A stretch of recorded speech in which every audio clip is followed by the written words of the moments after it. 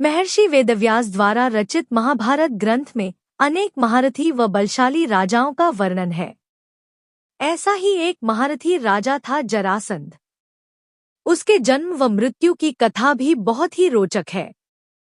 जरासंध मगध, वर्तमान बिहार का राजा था। वह अन्य राजाओं को हराकर अपने पहाड़ी किले में बंदी बना लेता था। जरासंध बहुत ही क्रूर था। वह बंदी राजाओं का वध कर चक्रवर्ती राजा बनना चाहता था। भीम ने 13 दिन तक कुश्ती लड़ने के बाद जरासंध को पराजित कर उसका वध किया था। कंस का ससुर था जरासंध। जरासंध मथुरा के राजा कंस का ससुर एवं परम मित्र था। उसकी दोनों पुत्रियों आसित व प्रापित का विवाह कंस से हुआ था। श्री कृष्ण से कंस वध का प्रतिशोध लेने के लिए उसने 17 बार मथुरा पर चढ़ाई की, लेकिन हर बार उसे असफल होना पड़ा। जरासंध के भय से अनेक राजा अपने राज्य छोड़कर भाग गए थे। शिशुपाल जरासंध का सेनापति था। 100 राजाओं का करना चाहता था वध। जरासंध भगवान शंकर का परम भक्त था। उसने अपने पराक्रम से 86 राजाओं को बंदी बना लिया था। बंदी राजाओं को उसने पहाड़ी किले में कैद कर लिया था। जरासंध 100 को बंदी बनाकर उनकी बलि देना चाहता था, जिससे कि वह चक्रवर्ती सम्राट बन सके। ऐसे हुआ था जरासंध का जन्म।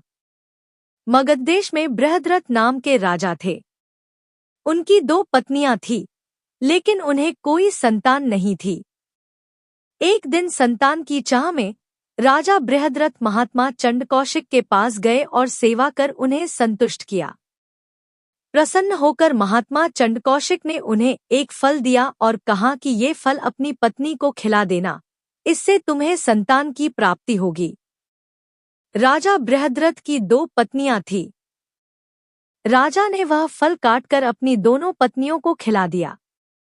समय आने पर दोनों रानियों के गर्भ से शिशु के शरीर का एक एक टुकड़ा पैदा हुआ। रानियों ने घबराकर शिशु के दोनों जीवित टुकड़ों को बाहर फेंक दिया।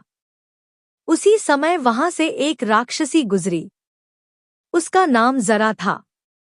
जब उसने जीवित शिशु के 2 टुकड़ों को देखा तो अपनी माया से उन दोनों टुकड़ों को जोड़ दिया और वह शिशु एक हो गया।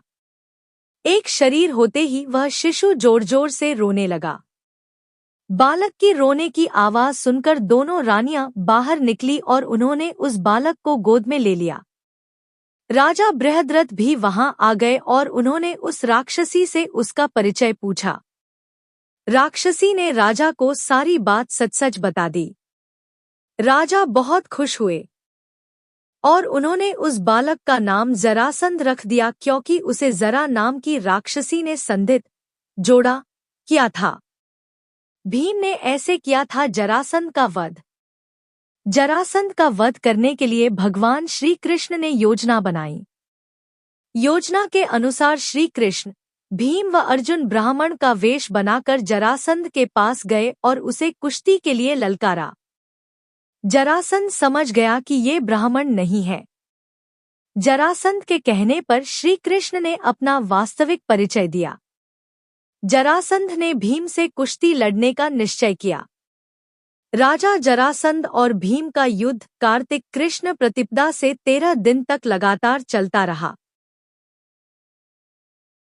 14वें दिन भीम ने श्री कृष्ण का इशारा समझकर जरासंध के शरीर के 2 टुकड़े कर दिए।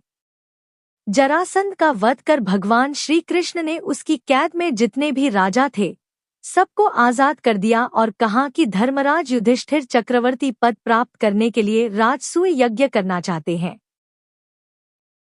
आप लोग उनकी सहायता कीजिए। राजाओं ने श्री कृष्ण का यह प्रस्ताव स्वीकार कर लिया और धर्मराज युधिष्ठिर को अपना राजा मान लिया।